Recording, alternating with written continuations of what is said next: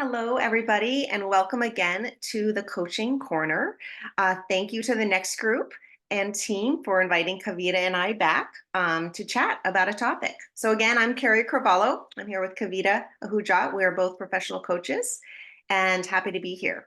So, today is pretty exciting because we got a request of a topic. So, thank you so much. Shout out to the community member who shared this topic.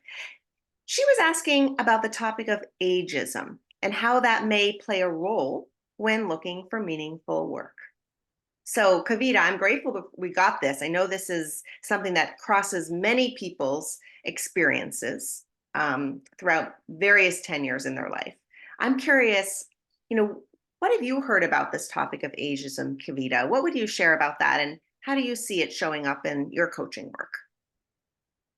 Yes, thank you for asking, Carrie, and thank you for the wonderful member of the community who posed this question. And I think it's very relevant because I do actually see this a lot with my clients, as well as actually many women that I've interviewed for my podcast. And um, what happens to many people, when many women, and many women can relate to this, is that because of in my case, in the case of the people that I coach, maybe they're approaching middle age, 45 and up, 50 age range. And they feel that they maybe are gently nudged out of maybe a career that they've been in for a long time. Maybe there's been a layoff and they're the ones who are laid off first because of their age or, you know, um, whatever circumstances. Or maybe it comes a point where they're actually just not as fulfilled as they have been in their career that they're doing, and they're looking for something new. And they're experiencing, when they are looking for something new, they're experiencing this kind of biases towards as ageism, especially for women. And this is a societal thing where, it's interesting because as women in their 50s, they may be seen as, you know, elderly, whereas men often are looked at as experienced and wise, which can be an issue. But this has changed slowly, and many companies are putting in the DEI initiatives and ageism initiatives, but it's still there. It's still not as quickly addressed as it should be. Um, and so what I encourage you, did you want me to talk about, what I think is a good way to kind of um, present yourself when this kind of feeling happens? Absolutely. Yeah. What Yeah, advice yeah, do you have for that yes, listener out there who's thinking, oh, yes, been there? yes. Well, I would say in any situation, regardless of your age, and especially if you're feeling this way, is really to highlight your strengths and how you actually have the skills and the experience and, yes, the maturity and the wisdom, Mhm. uh, y- your work experience as well as your life experience, which will allow you to take on even greater responsibilities, to manage and lead people with experience and with heart. Yeah. And that that you could perhaps draw on personal experiences better than anyone. And um, I would also encourage women who are listening who may be feeling this is that look at your values and like what has been a value or a set of values that have remained with you throughout your whole career, and how can you apply that value into whatever story in your story, and how can it apply into the job or the career that you're looking to get into. Mhm.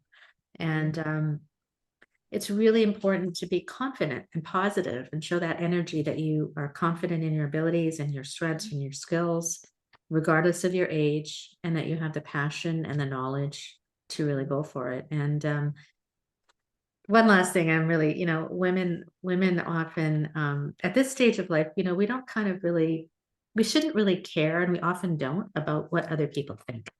That Mhm. might seem strange, but if we really are so confident in ourselves and we don't we are our true authentic selves in an interview or when we're applying for something with confidence, then that really shows. So think about the maybe three unique qualities that make you separate from anybody else, as you're going through a job search. And I think if you're confident in your abilities and your experiences, and just think of the unique things about you. then this discrimination or this ageism concept will be lessened. And I think it's also not only, it could be reverse discrimination as well, in terms of, for example, in your case, you may have experienced, younger women who maybe are coming back to work after having children. Maybe you could share some of your experiences with this ageism. Yeah, absolutely. Yeah, what so much of what you said resonated, Kavita. I think what I'm just taking away and just to kind of double click on is just like, yeah, sharing how you are unique and really translating how your strengths and values have an impact on the business and that confidence. Yes. Hmm. Hmm. But yes, this crosses over all ages, right? In all different tenures. One thing that I experience through a lot of my coaching work is when women are perhaps more earlier in their career, they have a child, they take some time off, they really worry, right? Am I going to be able to continue on that trajectory? Am I going to be able to still be seen for that promotion, et cetera? Am I even going to be good enough in this job anymore? Because now I have all these other Hmm. responsibilities. And what I have found to be true is that, and I experienced this firsthand too, is that in the case of becoming a mother earlier in your career, that actually can be a huge career accelerator or just a career strength for you, in the sense that when you become a mother, you now have new boundaries. You have Mm. new expectations for yourself. You have expectations for what you need out of a job. You are going to a job and you want to get a certain level of impact during the day, and you want to be able to contributing at your best. So I find that when people become mothers, they often become more productive because they Mm. can say no to things. Right, Before they right. had to say no, but now they can say no, and that's actually something that can improve productivity. Hmm. um, and the other thing that just comes to mind when I think about all of this is that this whole thing in their heads, like I might be too young or I might be too old, like it's just a classic example of a limiting belief. Okay. Yes. And a limiting belief is a story. It's like this running story that we have in our head. It's a state of Hmm. mind, it's a conviction, it's this belief that ultimately limits us. Hmm. Okay, so it's a thought about ourselves or about our circumstances, and they lurk in the background. And Hmm. so, what I would offer as an invitation for people is when they're going into these interviews, like check yourself going into that interview. Am I carrying this story with me? Because if you're Hmm. carrying that story with you that you're too young or too old, that's going to come out somehow in the conversation, just through your subconscious. And Hmm. so there's an opportunity with limiting beliefs to just check the facts, test yourself. Is what I'm saying a fact or an interpretation? And really to drive a new narrative for yourself.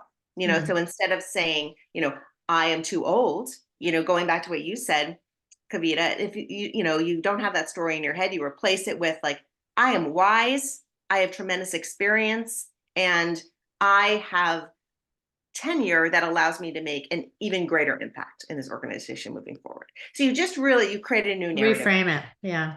Total That's frame. so important. I think that's like, that can help so much. So just your thoughts. If you're thinking in that positive light rather than I don't have this versus I do have this, it Mm, just totally changes the energy and the confidence that you emit during an interview or when you're presenting to anybody. And those are great points. I would add one other thing is that, when you are looking for something new or when you're in this phase of searching for a new job or a career, don't feel like you're stuck. Don't feel mm, like you have to settle mhm. because there's only one unique you. You have so much going for you. So I guess the point would be just don't feel like you need to settle for something because you think you're not going to get anything else. Yeah. Make sure that it's aligned with your strengths, your passions, and your values, regardless of your age or your circumstances. It could be something like even starting your own business or I don't know, moving to a different industry or, Right. even retiring. It's about what matters to you. So just don't feel stuck. So that Mm, would be my final mhm, mhm. bit of Yeah. advice there. Yeah. It's like, that's so true. It's a two-way street, right? Like a Yes. company choosing you, you are also choosing a company, you know, an industry 100%. choosing you, you're choosing an industry. Like just always remembering that you are at choice.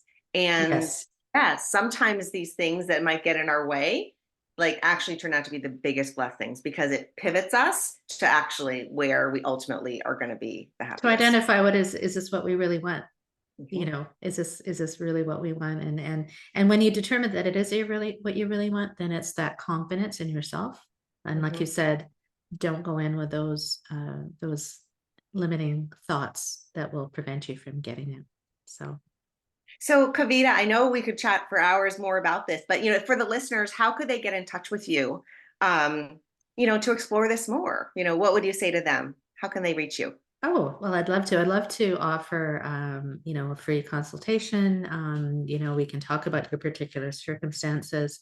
You can reach me at Kavita, Kavita, at itsmytimenowcoaching.com.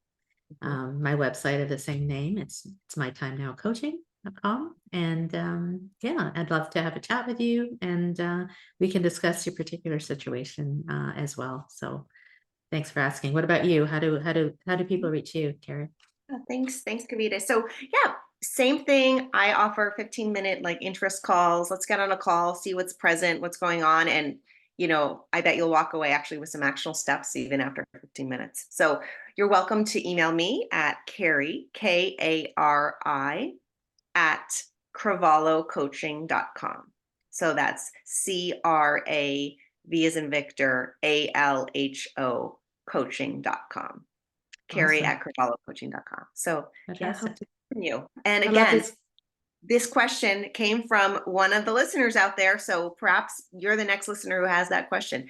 We promise we'll answer it for you. So Absolutely. thanks for everyone for tuning in. Thanks, Carrie. It was a great conversation as usual. As, okay. Bye, Take Kavita. care. Bye-bye.